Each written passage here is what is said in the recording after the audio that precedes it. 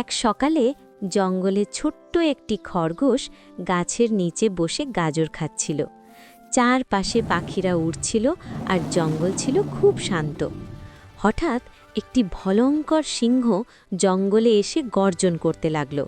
সিংহ বলল, আমি খুব ক্ষুধার্ত, আজ কাউকে খেতেই হবে। এটা শুনে সব প্রাণী ভয়ে দৌড়ে পালিয়ে গেল। ছোট্ট খরগোশটি ভয় পেলেও সে খুব বুদ্ধিমান ছিল।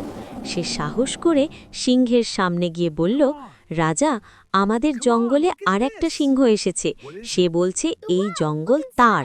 সিংহ খুব রেগে গেল এবং বলল, কোথায় সেই সিংহ, আমাকে দেখাও। তখন খরগোশ সিংহকে একটি গভীর কুয়ার কাছে নিয়ে গেল।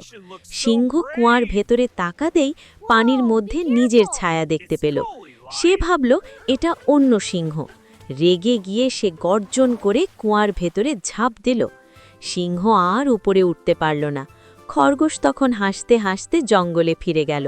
সব প্রাণী খরগোশের বুদ্ধি দেখে খুব খুশি হল এবং তাকে ধন্যবাদ